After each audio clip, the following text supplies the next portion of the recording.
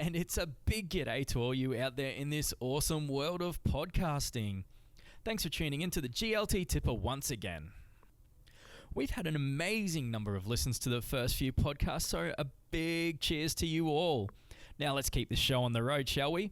Today's guest is the remarkable Jessica Dane.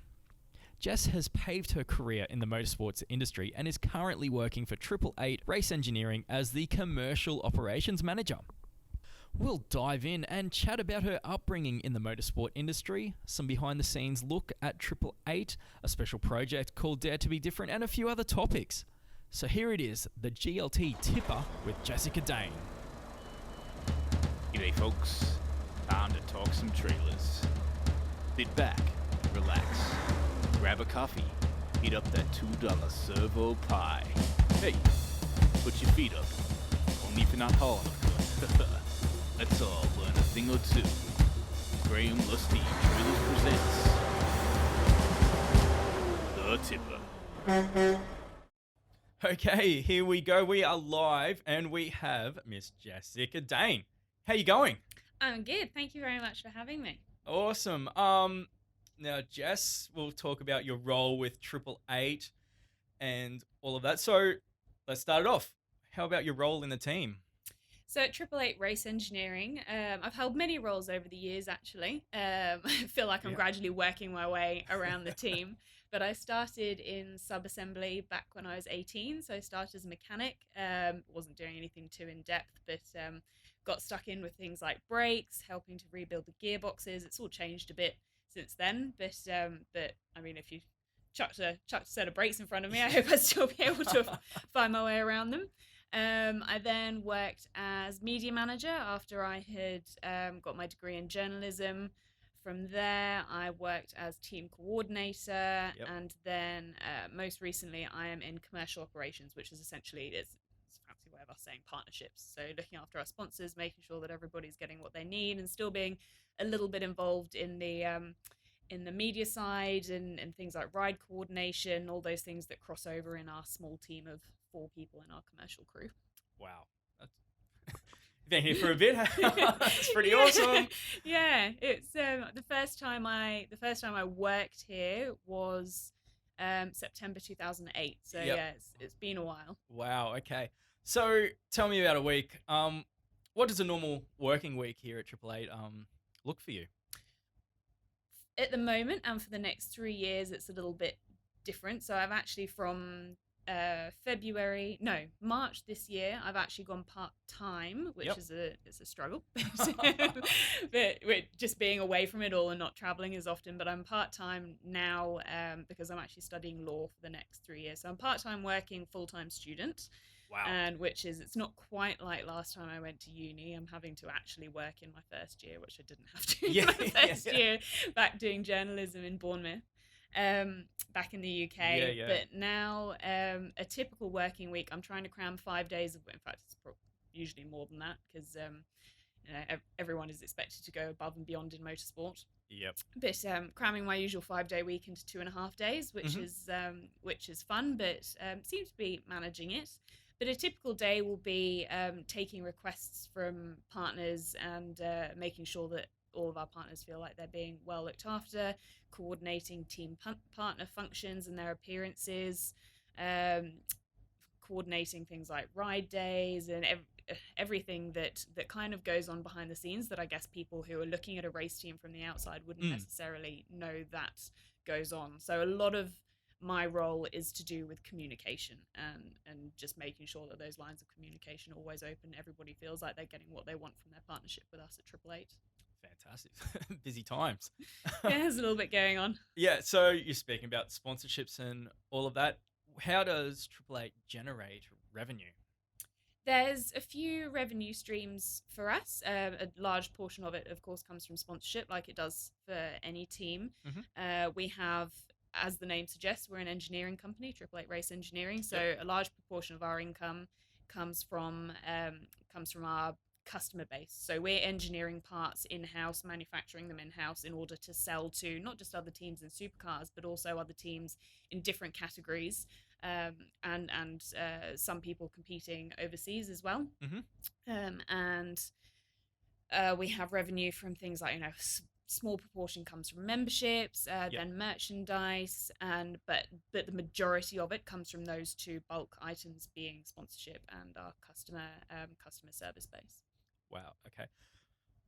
So the sponsorships, is that mainly domestic, or is there like quite a bit of international sponsorships for Triple Eight?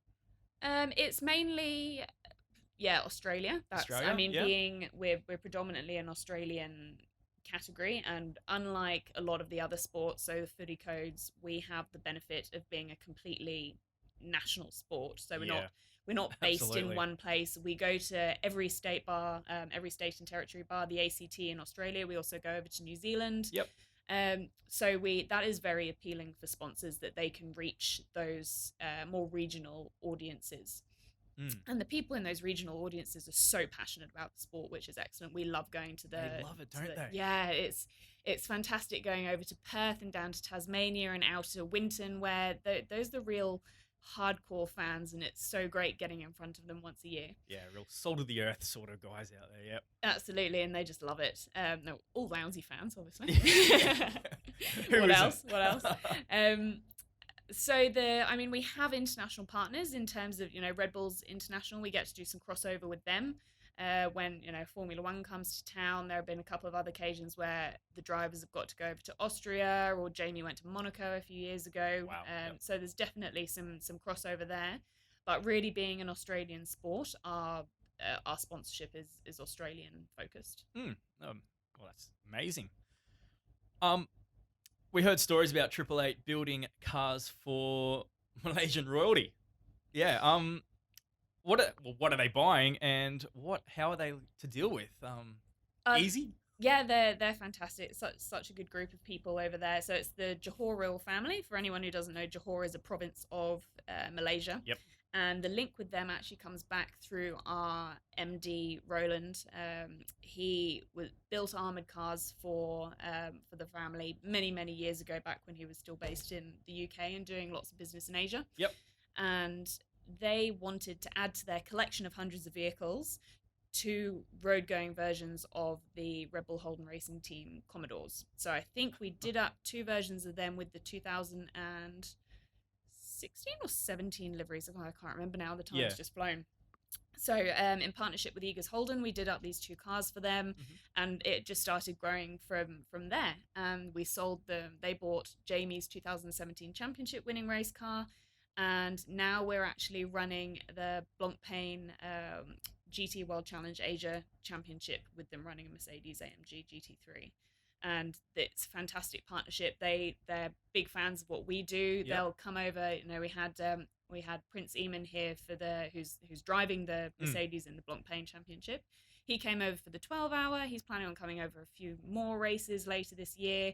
Wow. And since they first came over in 2016 or 17, they've just been regulars of coming to the track and becoming part of the Triple Eight family, really. And it's great to have them as part of the team. That is awesome, yeah.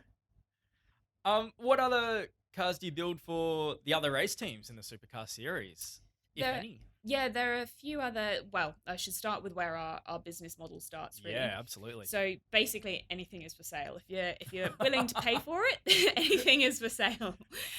So that a lot of people look at it and go, "How do you? What's the model where you sell what you're racing? You wouldn't want your competition beating you, but there's so much more that goes into it than the equipment. And any team sport, you can see that from any team or any individual sport for that matter. You can have the best tennis racket in the world, but you're not going to be a great tennis player. You're not going to be Roger Federer.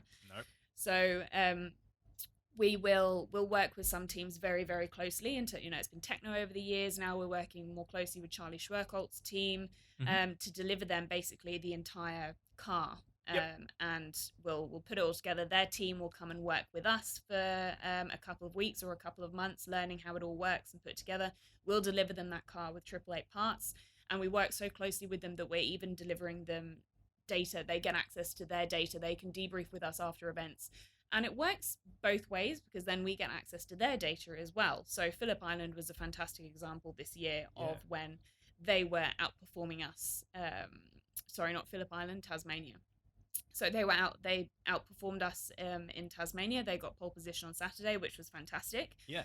And we were able to look at what they were doing and take learnings from them. So it works both ways, and that's where the benefit of this business model really lies.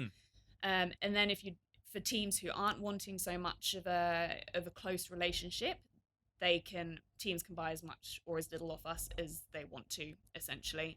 So some teams, plenty of teams, buy the bare minimum. So if you're running the current specification supercar, for example, you have to run a pedal box that's design built by AAA Race Engineering. I mean, that's not a very high rotation part, but every time you need a new pedal box, you have to come to us for your pedal box.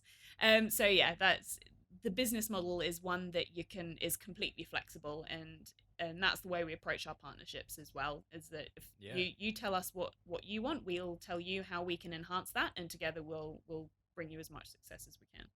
It's pretty amazing. Yeah, I didn't know all that, so learning something new every day. So there's 888, and how did the energy drink come along, Red Bull? Red Bull had been trying to get into the sport, or had been looking at getting into the sport for a while. They'd had a relationship with one or two drivers over the years, but nothing that they'd really, they hadn't come in and swept in like they had with everyone sees in Formula One and other motorsport categories around the world. That's right, yeah.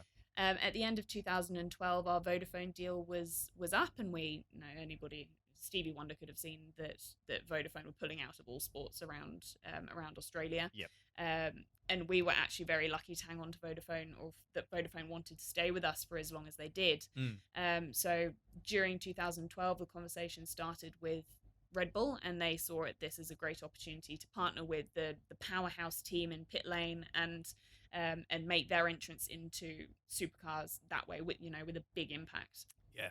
We're quite a rarity in that we're not owned by Red Bull. So we're one of only a handful of teams, maybe even like 2 or 3 teams around the world that's actually sponsored by Red Bull rather than Red Bull owning the team. Yep. You see with the 2 Formula One teams, you see it with their soccer teams, their ice hockey teams, or anything like everywhere. that. Their events, Yep. They don't just sponsor them; they own them. So we're a really unique case for them, and it means that everything we do is closely scrutinized by the powers that be in Austria. But it's been a fantastic relationship, and every time somebody, head of motorsport Thomas Uberall comes over to Australia to check in with us and see how we're all going, he's generally been very happy with how everything's running, and it's a pleasure to be part of such a global powerhouse as Red Bull. They are a powerhouse, aren't they? Yeah.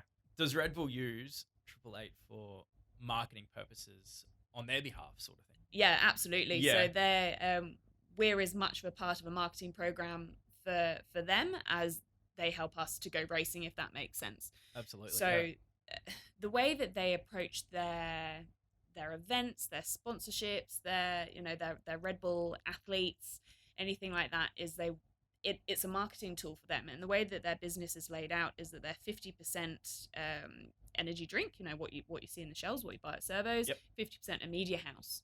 And they sell cans to fund the media house, and the media house creates content to sell cans. And that's where we fit in.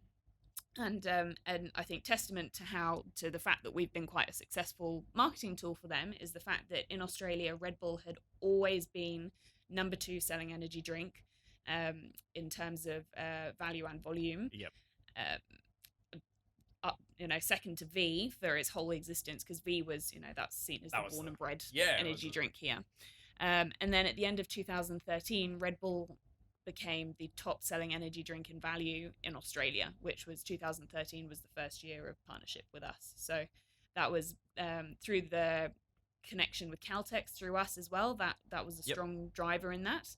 So definitely that the benefit of 888 is definitely, or we have as much benefit for Red Bull as they do for us. I completely agree. I saw half our team drinking Red Bull when they were building the trailers out there for the transporters. Yeah, hopefully we're keeping you guys stocked up. That's right. How did 888 become the factory-backed Holden team? How did that happen? Well, firstly, it's a great privilege to be the factory Holden team. It's not something that we take lightly by any means, and it's an honour to be working more closely with them than ever. Yep. Triple Eight actually has a long history with the GM family. Back in the early 90s, when Triple Eight Race Engineering started in the UK, we were the factory Vauxhall team, which of course is part of the GM family. Yeah. So it felt like when we moved to Holden in 2010, it felt like a really nice progression of that original relationship to be circling back and coming back into the GM family.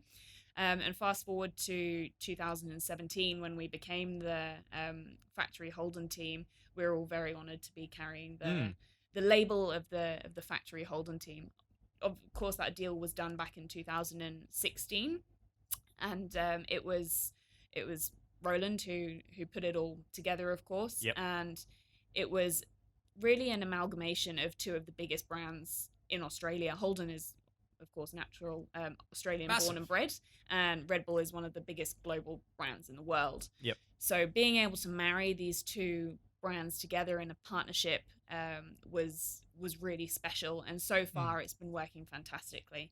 And just in the last year or so, especially, I think that partnership and this kind of trio of the three of us has really started hitting its stride in terms of how both of those brands can be helping each other, and where those benefits lie, and where they can be tapped into. Yeah. And yeah, it's a hopefully we've got a strong future ahead in terms of Red Bull Holden Racing Team. Huge partnership.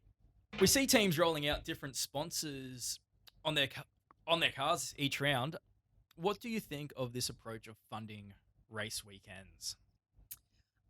Oh, I think it's certainly down to each team which model works best for them, and the sponsorship climate is quite hard at the moment. So if you can't secure a partner for a full season, and that's the way you're rolling out, if that's what your pool of sponsors are happy with, then whatever works for that is fantastic. Whatever gets you on the grid is you know, Well, that's a great starting point. Yeah.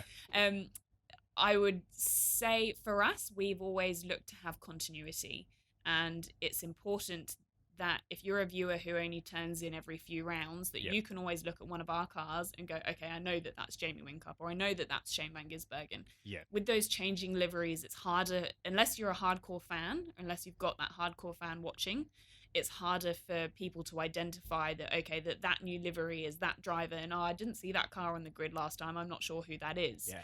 So that being able to identify clearly branded cars, and being able to then build the driver profiles out of that is a really important part of growing the sport in Australia. Absolutely. Is it difficult to get the sponsors? The climate changes, so the sponsorship pool is only ever so big in a single market, and where that sponsorship money goes does tend to vary. So there you see trends, people wanting to put a lot of money into into cricket and into the footy codes, into supercars. So it does vary. At the moment, there's a big focus on women's sports and grassroots development, which is fantastic. I'm a big fan of that. But it does make our job harder when we're trying to go out and push this very male-dominated sport to brands who are saying, but why aren't there more women involved? And yeah, we're certainly at Triple Eight. We're certainly trying to make it more inclusive. So the sponsorship landscape at the moment is a tricky one, but we're very lucky to have firstly a fantastic group of existing partners and a very good team here who make looking for sponsorship that bit easier. I mean, the easiest way to find sponsorship is to win. Yeah, that's right. And although it's, not been going that to plan this year, certainly over the last few years, we've been going okay. Yeah.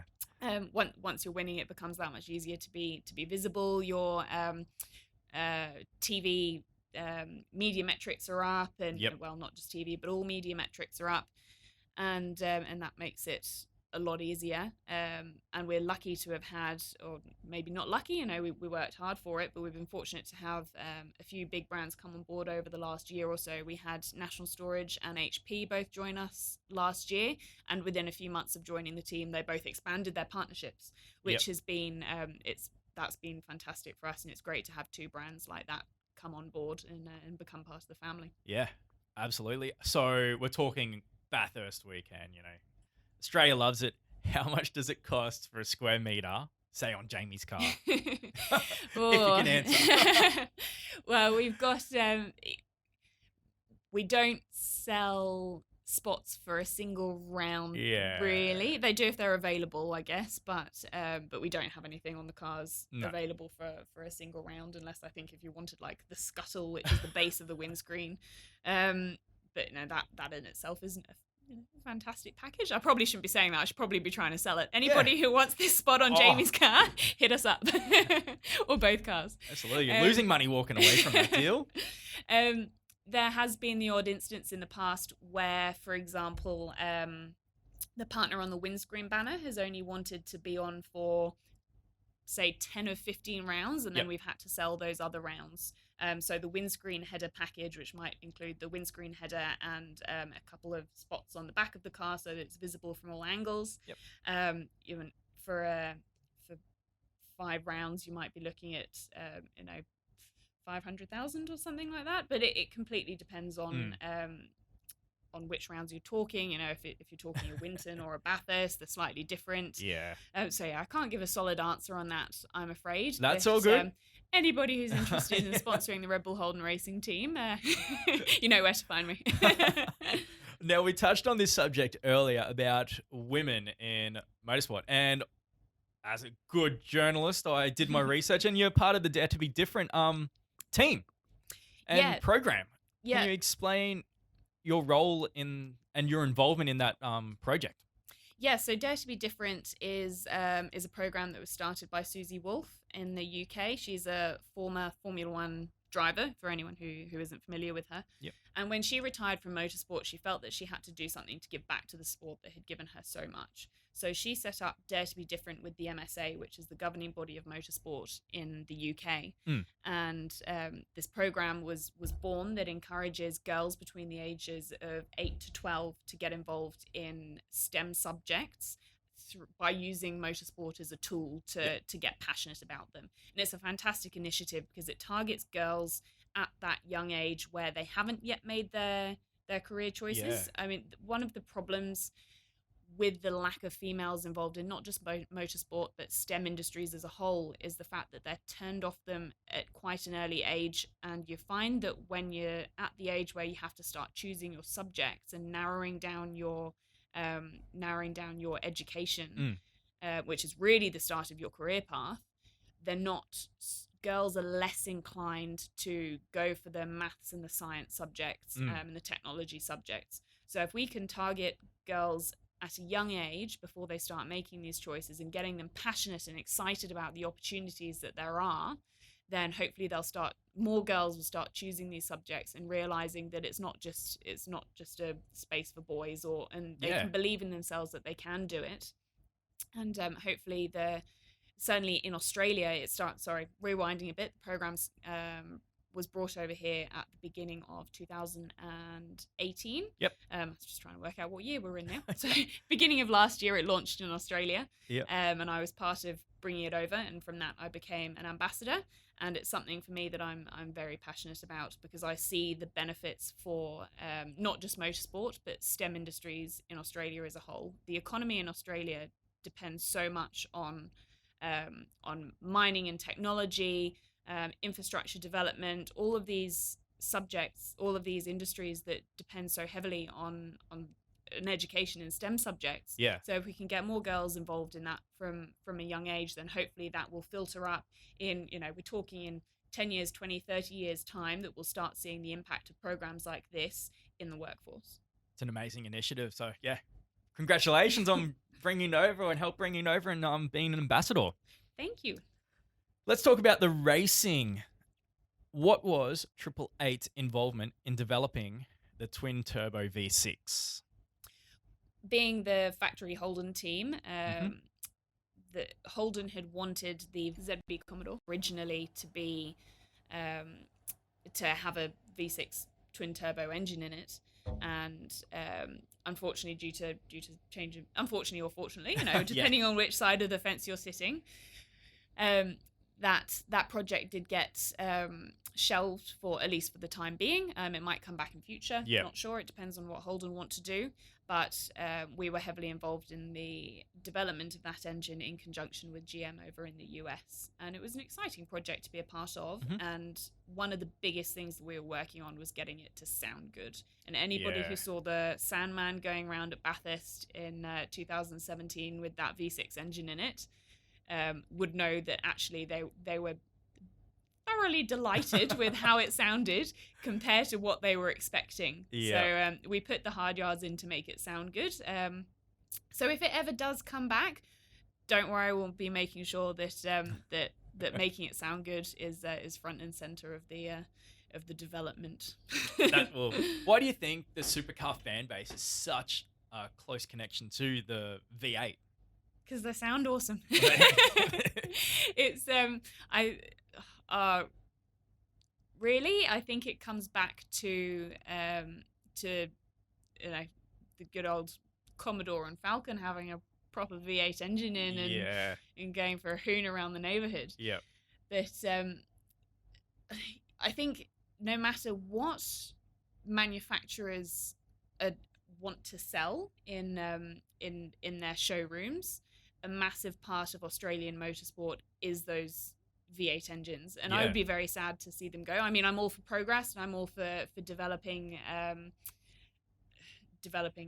how the route of how the path of technology and automotive is going, not just in Australia but around the world. So if that means some form of hybridization in the future, maybe, I don't know, but certainly I think you can't lose that element of that excitement that you get from hearing a good race car. I don't know if anyone's ever tuned into Formula E here, but it's, the racing can be fun, but it's still just bizarre watching a silent car go round in circles. It is, isn't it? Yeah. So I think that's part of the reason that people many years ago, when cars were first becoming, people could easily access a car, part of the fun of it was making noise. Yeah, that's right. So if we can't do that on racetracks, then that would certainly be a shame. What do you think of the Mustang and the Camaro entering the series? Well, Mustang's already here. That's still a bit controversial, so it is. I won't touch too much on that because plenty of it has already been said. I was watching the telecast from Perth last night, and I was thinking, oh my god, I'm so bored of hearing about this.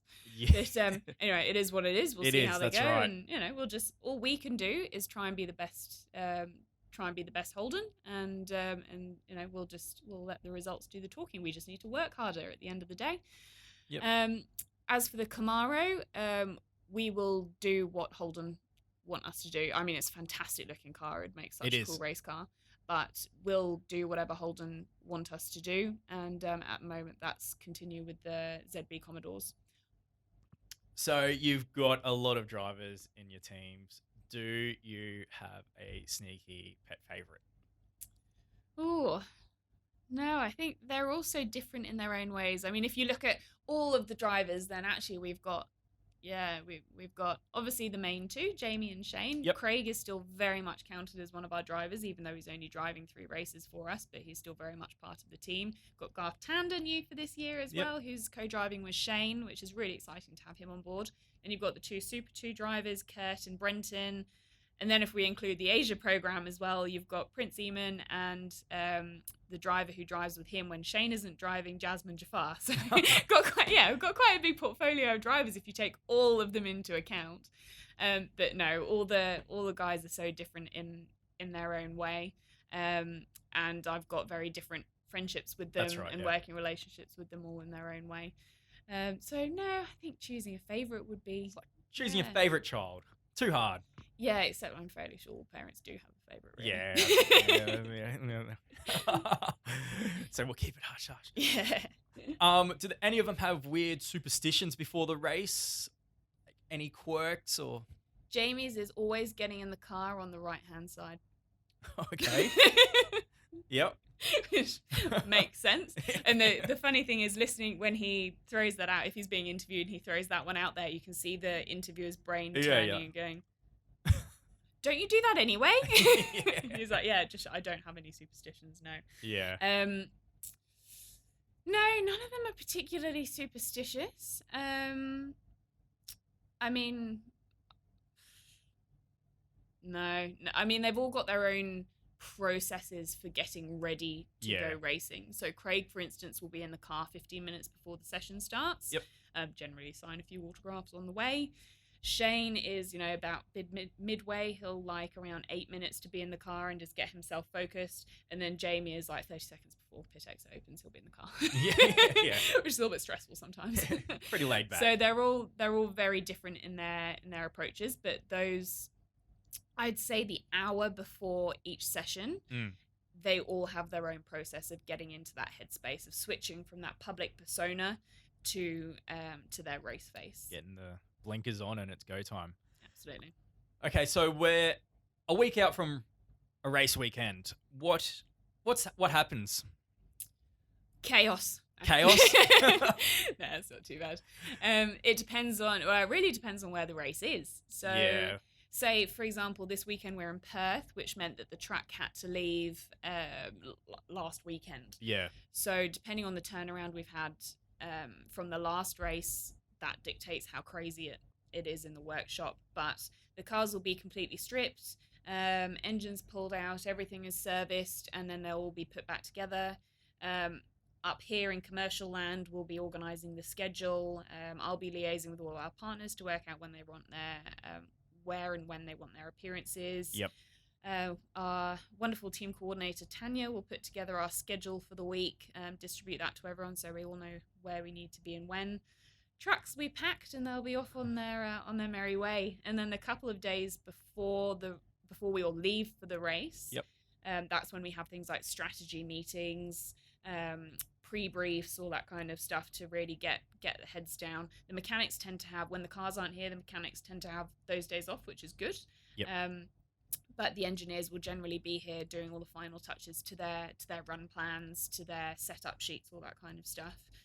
Drivers will come in and, as I said, go over things like pre-briefs and exact plans on how they're going to approach each session over the race weekend. Yep. Then all we can do is get on a plane and go racing. So you win the race. Triple Eight get first and second. Is there much partying or carrying on after? I don't know. I can't remember. No, So not really. yes. It sounds like a good party. When was the last time we had a 1-2? Sandown? No, we had a 1-2-3 at Sandown. Yep. It really depends on the flight out. I was checking 10 years ago, and we would have all been every Sunday night, whether we'd won or lost. It would have been a celebration of some form. And to be honest, some of the best parties we've had over the years have been when we've lost. In fact, New Zealand 2008, Jamie didn't even start a race, let alone finish one, and that was one of the biggest after parties of all time. Yeah, okay.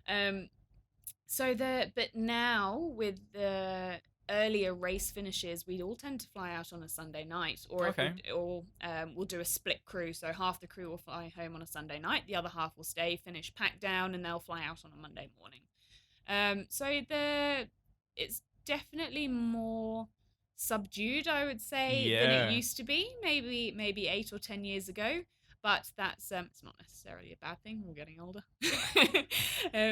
But there's still definitely a good culture for every party that we miss in partying with Pit Lane. We make up for it with our Christmas party, or we'll have a mid-season do at we'll go karting together or something like that. So it's definitely an important part of the of team life, really. One of the ways that Triple Eight has worked really well over the years is to have one of our team morals to be play hard and have one of our team work hard and play harder. So that's what I'm trying to say.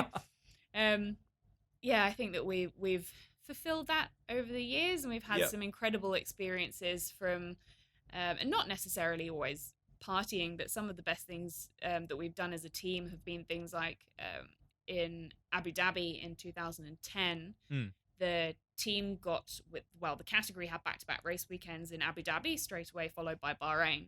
So in the 2 or 3 days between those races, we had a big trip out into the desert. We had a couple of dune buggies, tents, everything like that, and we just went across the desert for 2 days and 1 or 2 nights. And that was one of the best trips. Not a drop of alcohol was consumed. Don't think you're allowed, are you? No, not over there. But they let us take one of the jerry cans and set Triple Eight logo in the sand and set it on fire. Oh, that's awesome. Which is pretty cool. Anybody looking from space would have wondered what the hell was going on. But yeah, so that was one of the best experiences of many people's lives. Yeah. And the team building activities like that over the years have been a really integral part to the success that Triple Eight has enjoyed, I think. That's amazing. So we're talking about the team. How many people are involved in getting the supercars to the start line? Well, we've got about 50 full-time staff here at the moment, which is verging on the bigger end of what we've had over the years because we're running 2 Super 2 cars and the GT program. Then when you go to a race weekend, if you're talking just the main series crew, we probably have around 30, I would say, but not all of those people come from the workshop. So you've got a couple of, or a few contractors who attend race weekends who don't work full-time at the workshop. They might be the physio, the engine crew at KRE, consultant engineers and strategists for the bigger rounds. Sometimes we've got somebody from Ubermet, our weather partner, coming with us to race weekends to let us know when it's going to rain. You know, it goes on from there. Security guard, people like that. So yeah, the crew at race weekends can be around 30 people. Wow. So I just saw walking in here that there's a chef here, a kitchen. Can you tell us the benefits of having a staff chef? Yeah, it's pretty handy. It doesn't come for free, but you know, can't complain with paying $5 for a very good lunch. Yeah. The benefit of having the cafe on site is that people don't have to leave the workshop during the day. They can if they want to. They can easily go and grab sushi from Banyo or whatever it might be. But most people don't because we've got the convenience here. Yeah. So that it adds to productivity because people aren't, you know, as soon as you leave the workshop for lunch, your half-hour lunch break is turned into an hour. And it also it's convenient for people. And it's also a way that we can make sure that there's a community place in a workshop, in any workplace where there's segregation, literally in terms of the location of where people work. So here, for instance, you've got upstairs and downstairs. Yep. And the cafe is upstairs and everybody has to come to that cafe if you want to eat food, basically. Yeah. So it's a way of having kind of a common room, if you like. And the fact that, you know, you'll have engineers sitting with mechanics and machinists sitting with commercial crew. Yep. It's you know, it means that there's far more harmony between the different departments than if we all just went off and did our own thing. That's amazing. So, Graham, if you are listening, new shed, we want a chef and kitchen. Do you have any other in-house services you provide to the staff? We've got a gym. Graham, if you're listening. It's anyone who's been in there would appreciate that it's also a storage shed.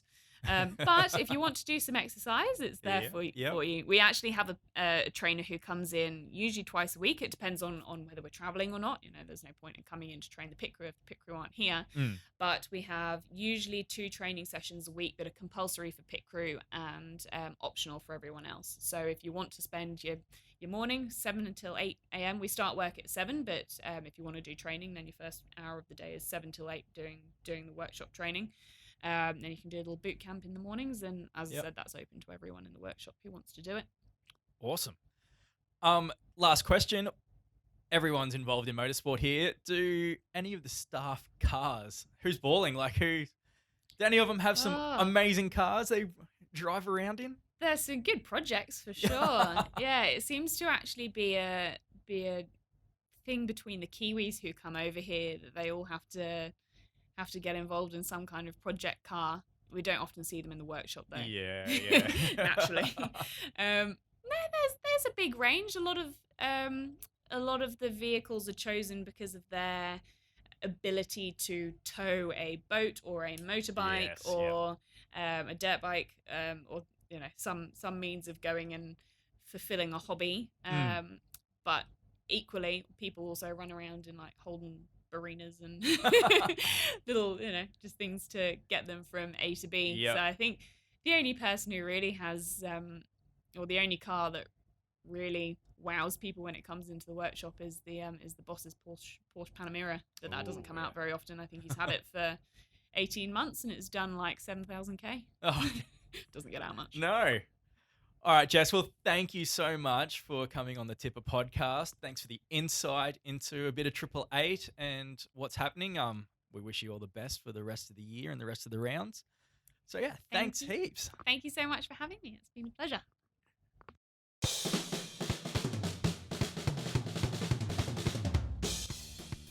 Oh, well, there you go. How good was that? I'd like to give a big thank you to Jess for spending time with us and wish her and the 888 racing team all the best for the rest of the year. Next up, I'm going to have a chat with Chris Mullet. Chris is the managing editor, publisher, and all-round good guy for the Power Talk magazine. Power Talk is one of the leading magazines of the transport industry, so we'll chat about the magazine, how it fares in the digital age, and his thoughts on the differences of trucks and trailers of now and 30 years ago. It's going to be a blast. Until then, hooroo.